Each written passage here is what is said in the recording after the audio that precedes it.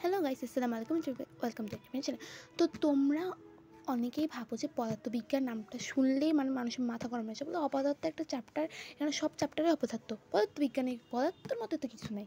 তো তাদের জন্য বলতেছি পদার্থবিজ্ঞান অনেক ইজি, তোমরা একবার যদি দেখতে পারো। তো পদার্থবিজ্ঞান ইজি সব কিছু, বাট সবথেকে কঠিন হচ্ছে কোনটা দেখো, সবথেকে এখানে কঠিন কোনটা, তোমরা বস্তুর উপর তাপের প্রভাব, এটা দেখলে তোমাদেরকে জন্য কি পাথর দিয়ে মারবে এমন অবস্থা করো।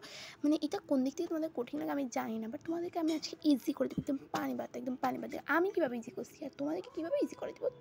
আচ্ছা, তার আগে তোমাদেরকে বলতে, তোমরা রিফাত একাডেমি ভাইয়া ক্লাসটা করতে পারো চাইলে, কারণ ওনার ক্লাস অনেক ভালো হয়। বাট ওনার কাছে তুমি পানি হয়ে যাবে সব কিছু।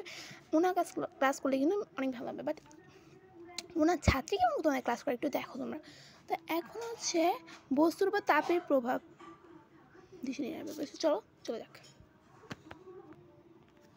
এসে গেছি বস্তুর উপর তাপের প্রভাব। তো এখানে মেন হচ্ছে অধ্যায়টা সিকিউ নিয়ে অনেকের অনেক ভেজাল। সো আমি তোমাদেরকে জাস্ট দুইটা সিকিউ দেখাবো, আর দুইটার মধ্যে তোমরা এত কমন পাবা, লাইক দেখো। তো ফার্স্টে আমি তোমাদেরকে এটাতে নিয়ে আসছি, এই সৃজনশীল একবার দেখো।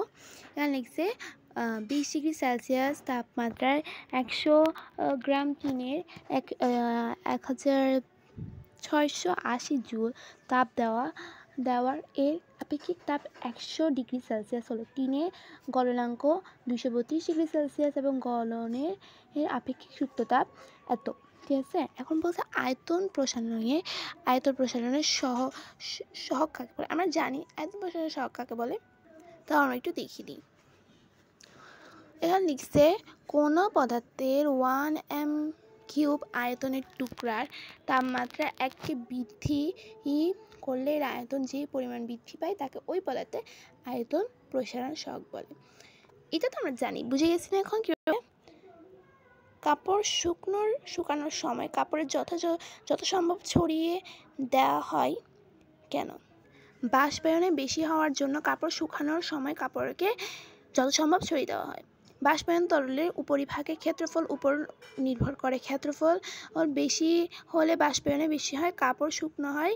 কাপড়কে যত সম্ভব ছড়িয়ে দিলে পানির উপরিভাগের ক্ষেত্রফল বৃদ্ধি পায় এবং এতে করে বাষ্পায়ন বেশি হয়। আর বাষ্পায়ন বেশি হলে কাপড় খুব দ্রুত শুকিয়ে যায়। 6 নাম্বার হচ্ছে টিনের আপেক্ষিক তাপ নির্ণয় করো। তো তোমরা এটা দেখে না, এখানে এখানে দেওয়া আছে, কিন্তু দেওয়া ছিল টিনের ভর m এত।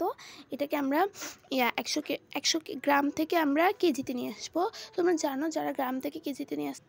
সো আদি তাপমাত্রা এত শেষ তাপমাত্রা সব কিছু দিয়ে আমরা জানি যে কিউ ইকুয়াল ms ডেল্টা। এটাকে আমরা s ডেল্টা আনি, কিউটাকে উপরে নিয়ে যাই, আড়াআড়ি গুণ করে, আর m ডেল্টা আসবে, আর আমরা এগুলো সব বসাই দেওয়ার পর আনসার আসবে। এবং ঘ আমাদেরকে বলতেছে যে উদ্দীপকের টিনের তাপমাত্রা 20°C থেকে অবস্থান ক্রমাগত 10.4 কেজি জুল তাপ প্রয়োগ করে একে গলানো সম্ভব কিনা বিশ্লেষণ করা মানে অঙ্ক করতে পারছে। এখন অনেকেভাবে বিশ্লেষণ করা মানে ব্যাখ্যা দিয়ে পুড়ে ফেলা, এটা কিন্তু না। এখানে দেখো বিশ্লেষণ করা মানে অঙ্কটাই বলতেছে, কি বলছে যে এখানে সম্ভব কিনা এটা ব্যাখ্যা করতে বলছে, তোমাকে প্রমাণ করতে বলছে।